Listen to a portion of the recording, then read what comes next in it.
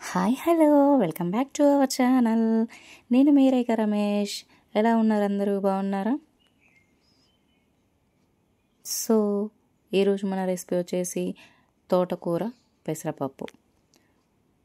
తోటకూర పెసరపప్పు చాలా బాగుంటుంది అండ్ హెల్త్ కూడా చాలా మంచిది. తోటకూర పెసరపప్పు కోసం ఒక పావు కేజీ పెసరపప్పుని తీసుకొని శుభ్రంగా కడుక్కొని ఇలా స్టవ్ మీద ముందుగానే ఉడకబెట్టుకుంటున్నాను. పైన చూసారు కదా ఈ పొంగుని కాస్త అలా గంటె పెట్టేసి తీసేసుకోండి, బాగుంటుంది. పెసరపప్పు తోటకూర కోసం వెల్లుల్లి, జీలకర్ర, చిన్న అల్లం ముక్క దంచేసుకుందాం. కచ్చాపచ్చ ఓన్లీ, బాగా మెత్తగా అక్కర్లేదు. సో కచ్చాపచ్చ అల్లం, వెల్లుల్లి, జీలకర్రని దంచేసుకోవాలి.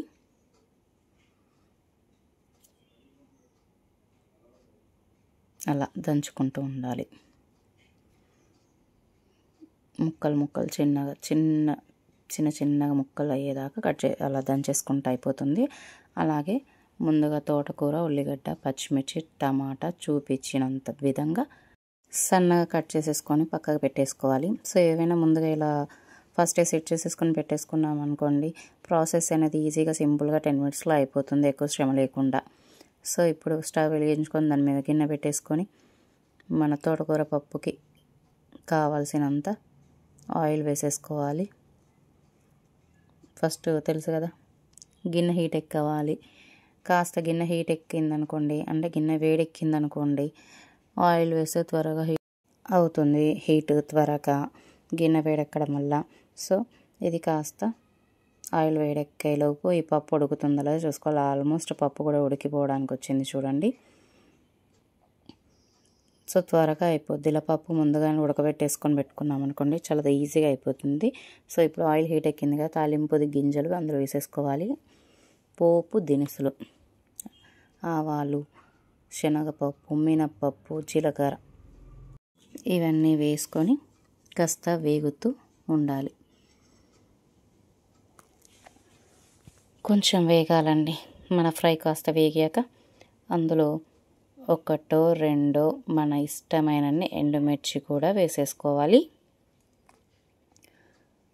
ఆ తర్వాత మనం ఏదైతే ముందుగా దంచి పెట్టుకున్నామో వెల్లుల్లి, జీలకర్ర, అల్లం వీటిని కూడా ఆయిల్లో వేసేసుకోవాలి. సో ఈ ఆయిల్లో ఇలా వేయడం వల్ల అల్లం ఫ్లేవర్ కానీ, వెల్లుల్లి ఫ్లేవర్ కానీ, జీలకర్ర ఫ్లేవర్ కానీ ఆయిల్ మొత్తం స్ప్రెడ్ అయ్యి పప్పుకి కమ్మని రుచినిస్తుంది. అల్లం పేస్ట్ వేసుకోవడం కంటే కూడా ఈ తోటకూర పెసరపప్పుకి ఇలా దంచి వేసుకోవడమే చాలా బాగుంటుంది.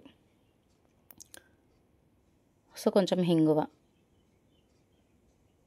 హెల్త్కి మంచిది కనుక మీకు నచ్చితే వేసుకోవచ్చు, ఫ్లేవర్ నచ్చని వాళ్ళు స్కిప్ చేసేసుకోవచ్చు. అలాగే మన పప్పుకి సరిపడా పసుపు, 1/2 స్పూన్, సగం చెంచాడు పసుపు వేసుకున్నాం. కాస్త వేసుకున్న ఈ వెల్లుల్లి, అల్లం, జీలకర్ర కాస్త ఫ్రై అయ్యాక కాస్త కరివేపాకు తాలింపులోనే వేసేసుకోవాలి కదా పప్పుకైతే. సో కరివేపాకు ఇవి కాస్త ఫ్రై అయ్యాలి. కొంచెం ఫ్రై అయ్యాక ముందుగా మనం ఏదైతే కట్ చేసి పక్క పెట్టుకున్నామో ఉల్లిగడ్డ, పచ్చిమిర్చిని కూడా వేసి ఒక 2 seconds అలా వేయించుకోవాలి. చాలా ఈజీగా అయిపోతుంది అండ్ టేస్టీగా ఉంటుంది, హెల్త్కి చాలా మంచిది. తోటకూర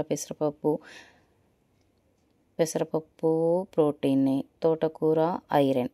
సో ఇలా చేసి పెడితే కూడా పిల్లలు కూడా కమ్మ తినేస్తారు. ఆ కూర స్పెషల్గా వండితే కొంతమంది తింటారు, కొంతమంది తినరు. సో ఇలా పప్పులో వేసేసామనుకోండి చాలా బాగుంటుంది. టేస్ట్కి టేస్ట్, హెల్త్కి హెల్త్, సింపుల్గా అయిపోతుంది.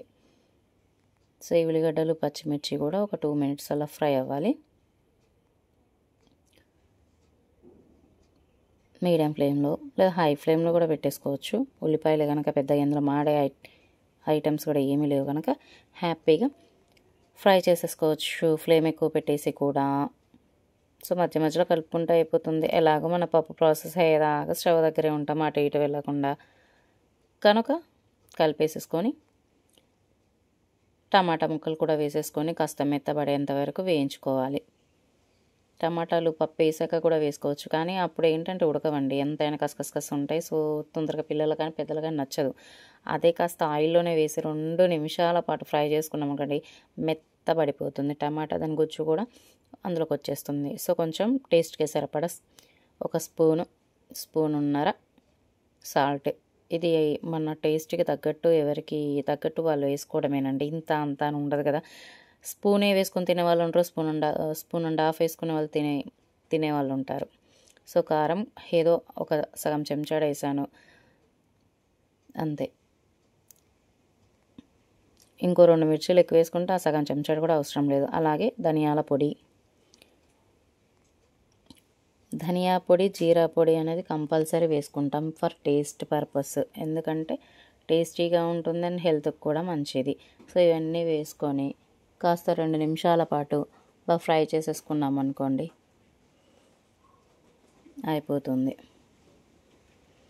జస్ట్ అలా తినప్పుడు టమాటా చూడండి మెత్తబడింది, అంతే. అంతవరకు వేయించుకుంటే చాలు, బాగుంటుంది. అప్పుడు టమాటా పక్కకు తీసి పడేయాల్సిన అవసరం కూడా ఉండదు, లేదంటే పిల్లలు మాట వినరుగా తీసేస్తారు పక్కకి. అందుకోసమే ఇలా వేపుకోవాలి ఫస్టే. అలాగే ఇవి వేగాక ఆ తోటకూరను కూడా అందులోకి వేసేసి ఈ తోటకూరను కూడా ఒక 5 నిమిషాల పాటు వేయించుకోవాలి. నాది చెట్ల నుంచి వచ్చిన తోటకూర అండి, అంటే అన్ని చెట్ల నుంచి వస్తాయి అనుకోండి. మా ఇంట్లో చెట్టు నుంచి వచ్చినాయి, జస్ట్ కొత్తగా వచ్చిన ఆకుకూర. సో తొందరగానే మగ్గుద్ది, 5 మినిట్స్. బయట కొనుక్కుంటే 10 మినిట్స్ మగ్గ పెట్టేసుకుంటే అయిపోద్ది. ఎందుకంటే ఇది కంప్లీట్గా మగ్గినాకే పప్పు వేసేసుకోవాలి, ఎందుకంటే ఆల్రెడీ మనం పెసరపప్పుని ఉడికించేసుకున్నాం. ఇందులో వేసాక ఏదో జస్ట్ ఒక 2 లేదా 5 మినిట్స్ ఉడకబెట్టడమే తప్ప పెద్దగా టైం పట్టదు. కనుక టోటల్గా ఫ్రై అవ్వాలి తోటకూర. చూడ్డానికి చూడండి ఎంత కలర్ఫుల్గా ఉందో. తోటకూర, టమాటా, పచ్చిమిర్చి కలర్గా అన్ని కలర్స్తో బాగుంది చూసారా. ఇలా వేసి 5 మినిట్స్, మీకు చూపించిన వీడియో యాస్టేజ్గా అనుకోండి, పెద్ద టైం కూడా లేదు, ఉత్తగా మగ్గిపోయింది 5 నిమిషాలకి ఇలా పెద్ద ఫ్లేమ్ పెట్టంగానే. సో ఇలా మొత్తం మగ్గాక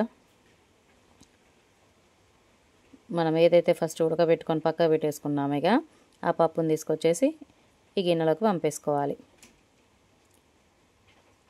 అంతే, చాలా ఈజీ ప్రాసెస్, చాలా ఈజీగా తొందరగా అయిపోతుంది. టేస్ట్ మాత్రం అద్భుతంగా ఉంటుంది, ఎందుకంటే నేను ఆల్రెడీ ఇంతకుముందు 2-3 టైమ్స్ చేసింది. ఏంటంటే ఏదైనా అండి ఒక 10 నిమిషాలు లేదు ఒక అర్ధ గంట కాదు అనుకుంటే కమ్మగా చేసేసుకోవచ్చు. ఎంత పెద్ద రెసిపీ అయినా ఈజీగా చేసేసుకోవచ్చు, మనకి నచ్చిన విధంగా మనం తినగలిగే టేస్ట్లతో హ్యాపీగా అద్భుతంగా చేసేసుకొని తినేయచ్చు. చాలా బాగుంటుంది. ఇప్పుడు ఈ పప్పుని కూడా ఒక 5 నిమిషాల పాటు ఉడికించుకుంటే సరిపోతుంది. పప్పు కదా అని చెప్పి పల్చగా జారు ఉండదండోయ్, కూరలాగే ఉంటుంది, రుచి మాత్రం అద్దిరిపోతుంది. పల్చగా తినాలి అనుకునే వాళ్ళు పల్చగా చేసుకోవచ్చు, కాకపోతే ఇలా అయితే ఏంటంటే చాలా టేస్టీగా ఉంటుంది. ఒకసారి ట్రై చేయండి. ఒకసారి ట్రై చేస్తే అది నిజంగా టేస్ట్గా ఉంటుందా టేస్ట్గా ఉండదో తెలిసిపోతుంది కదా, బాగుంటుంది. పప్పు ఎప్పుడు కూడా పెసరపప్పు కాస్త వక్కలుగా ఉండాలండి, మరీ మెత్తగా ఉడికిపోయి దానిలోని బంక బయటికి వచ్చి పప్పు అంతా జిగట ఉండేలా చేసుకోకూడదు. ఇలా వక్కలు ఉంటే దాని రుచే వేరు. పల్లెటూరులో చాలామంది ఇలానే చేసేవాళ్ళు, వెనకటి వాళ్ళు. అంత బాగుంటుంది ఈ టేస్ట్. అయిపోయి ఆల్మోస్ట్ మన పప్పు కంప్లీట్ అయిపోయింది. 5 మినిట్స్, ఎక్కువ టైం అంటూ పట్టదు. మీకు అవసరం ఓకే మేము తినగలం అనుకుంటే కాసింత గరం మసాలా కూడా వేసుకోవచ్చు, నేనైతే వేసుకోలేదు, బాగుంటుంది. సో ఈ రెసిపీ నచ్చినట్లయితే తప్పకుండా ట్రై చేయండి. మరిన్ని రెసిపీస్ కోసం, వీడియోస్ కోసం, ఎటువంటి వీడియోస్ కోసమైనా చూస్తూనే ఉండండి మీ రేఖా రమేష్ వైబ్స్. లైక్ చేయండి, కామెంట్ చేయండి, షేర్ చేయండి, సబ్స్క్రైబ్ చేయండి, బెల్ ఐకాన్ మర్చిపోకండి. డిష్ అవుట్ చేస్తున్నాను, బాగుంది పప్పు, టేస్ట్ కూడా అద్దిరిపోయింది. సో మరిన్ని వీడియోస్ కోసం మర్చిపోకండి మన ఛానల్ని సబ్స్క్రైబ్ చేయండి, లైక్ చేయండి, షేర్ చేయండి, కామెంట్ చేయండి, బెల్ ఐకాన్ మర్చిపోకండి. అద్భుతమైన రెసిపీస్ కోసం చూస్తూనే ఉండండి మీ రేఖా రమేష్ వైబ్స్. బాయ్.